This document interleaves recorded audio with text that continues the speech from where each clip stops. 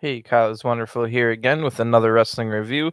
This time it's WWE Main Event from July 6th, 2022. You might also have seen it released on July 7th, 2022 on Hulu. So, Main Event will be from San Diego, California. It was taped before Raw this week. So, from the 4th of July Raw, this was taped just before. And let's just start. We start right off with a match. As most of you know, these are mostly recap shows, but they do have two exclusive matches from Raw. But the rest of the show is mostly recaps and big portions of matches from either Raw or SmackDown the previous week. So this starts out. It's going to be Cedric Alexander versus T-Bar. This is a rematch from Main Event back in March, where Cedric beat T-Bar in about 10 minutes.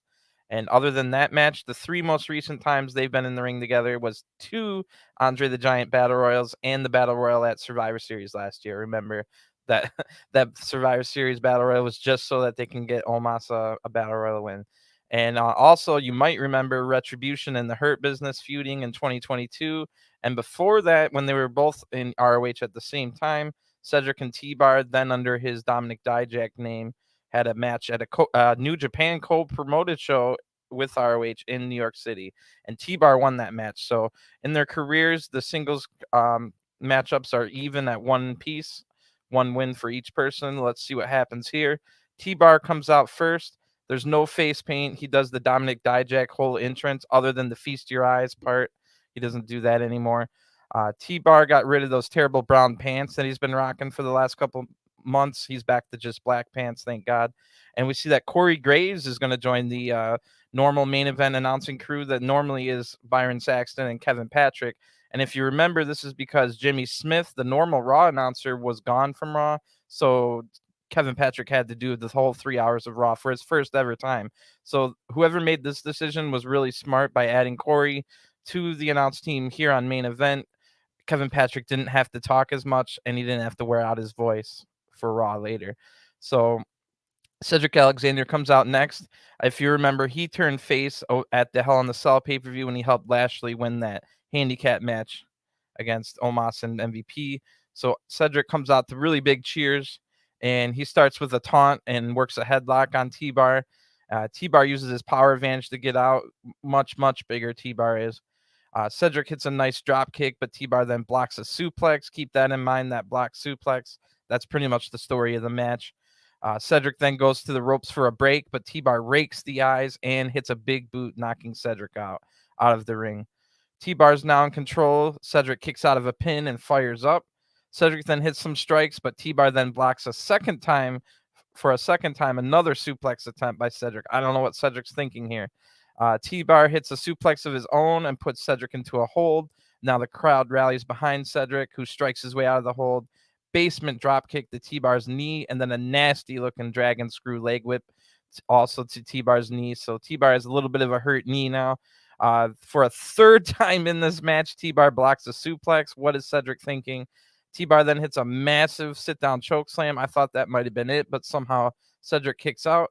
T-Bar goes to the top rope, and he's got his back turned. He's looking for a moonsault or something, but his knee made it so that he climbed the ropes too slow. Cedric moves, but T-Bar actually backflips and lands on his feet. But of course, this hurts his knee even more. Cedric now successfully gets his suplex. It is a deadlift northern suplex with a bridging pin for the 1-2-3. The winner by pinfall is Cedric Alexander. Pretty good match for Main Event quality. I know a lot of people don't watch these Main Event matches, but this is a good one if you want to go out of your way. It's not very long, but it is good. And your winner is Cedric Alexander. So then they just show a bunch of recaps. It was Theory winning the U.S. title or losing the U.S. title, but winning the briefcase. Then they show the whole promo with Theory and Lashley from Raw. Then they show a big portion of the 6-man tag match on Raw, Street Profits and Lashley versus Alpha Academy and Theory. If you want my thoughts on all of these, just go check out my Raw review. After that, they showed the whole recap of Liv Morgan's Money in the Bank night and leading to her getting the SmackDown Women's Championship. Then we get the promo from Liv where she got interrupted on Raw by Natty and Carmella. And then they showed us the match, Liv Morgan and Bianca versus Carmella and Natty. a really long hype video for the Brock and Roman match at SummerSlam. And then they actually showed us when Money in the Bank went off the air when Happy Corbin attacked Pat McAfee. So then they announced as well that Corbin versus Pat will be at SummerSlam. So let's get into our second and last match. It will be Mustafa Ali versus Veer Mahaan. Now, if you remember, this match was set up a little bit first on last week's Raw when it was that battle royal for the last chance battle royal for the spot in the Money in the Bank ladder match. Veer Mahaan did get eliminated by Ali and the Mysterios, a three-person elimination. So then on Raw last week, if you remember, Ali and Cedric stole Veer's food at the 4th of July barbecue. So before all this, they have Veer and Ali have been in 2 matches together. Veer beat Ali when Miz was the special referee on Raw. Remember that in May? That was the match where afterwards Theory took a selfie while Veer had Ali in the cervical clutch, and Miz was like posing in the background too. Pretty funny image. But also last September on Raw, Jinder, Shanky, and Veer beat a team of Jeff Hardy, Ali, and Mansoor. So this will be their third match, I think, if you don't want to count the battle royal. So Ali comes out, the really big cheers, and then really big boos for Veer. Don't forget, we're in San Diego. This is Mysterio's country, and the Mysterio's fans probably do not like Veer. So Ali chants from the crowd as soon as the bell rings.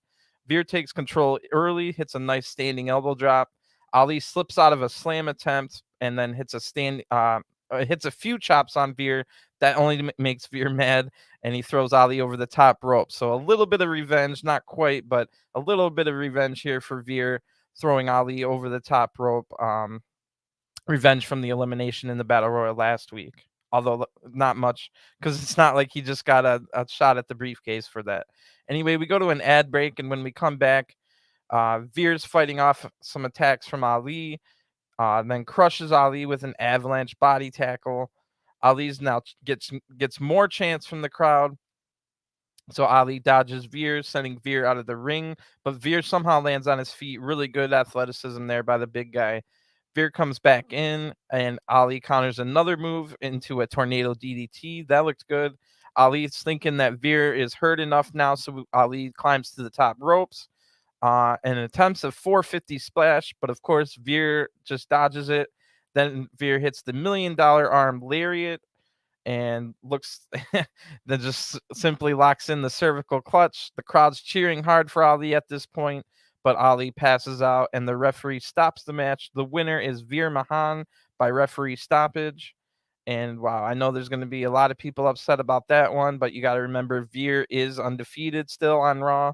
And I mean, as I think he lost a few matches maybe when he was like with Jinder and Shanky, but ever since he's been on his own, Veer's been on unstoppable. There's no reason to have Veer lose here on Main Event.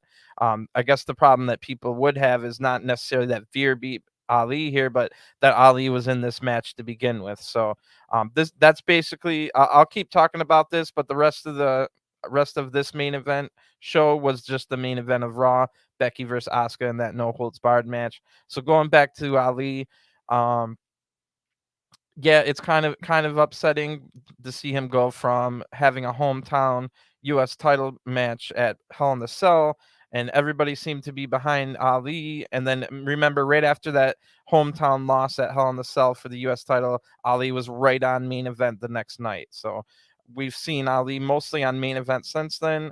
I could definitely see this being a thing until they release Ali. Don't forget, the management or whoever is in charge, Vince McMahon or whoever else, does not have a high opinion of Mustafa Ali, going back to when Ali was basically wanted release from his contract, and we don't know exactly what happened, but something along the lines of Ali said they wanted management wanted Ali to do something that was against his morals. So we can only kind of guess, but knowing Vince McMahon, it was probably going to be some kind of heel foreigner, Middle Eastern guy gimmick that Ali had no business doing. If you remember Ali's whole story from the very beginning, he's all about acceptance. He's all about, I grew up here, just I'm American as much as you guys and stuff like that. So I'm glad we never had to see that. So all you Ali fans, just be thankful you're not seeing heel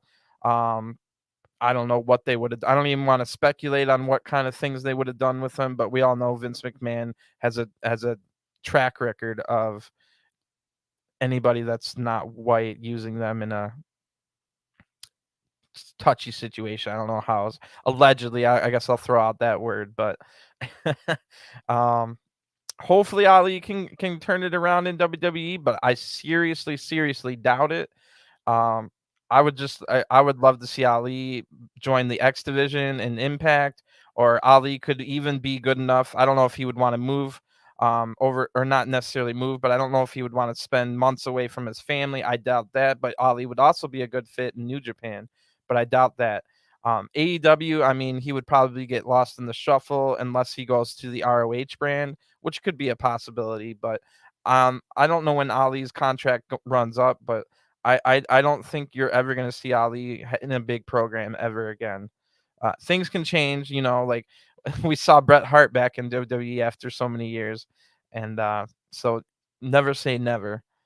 But yeah, pretty good episode of Main Event. We got to see the heart and soul of 205 Live, in separate matches anyway. Remember, the heart and soul of 205 Live was Cedric Alexander and Mustafa Ali, leading up to their WrestleMania match, I think at WrestleMania 33, for the Cruiserweight title, and that was all on 205 Live. So a little bit of heart and soul of 205 Live edition of Main Event.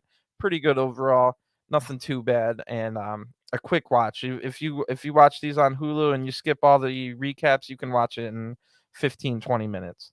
So I recommend everybody to just check out Main Event. It's not that long. Oh, Demar. Oh, I didn't know you were here. My bad. He knows I'm not a Cena fan. Anyway, thanks for tuning in, and I'll talk to you guys again soon. Have a great day. Peace.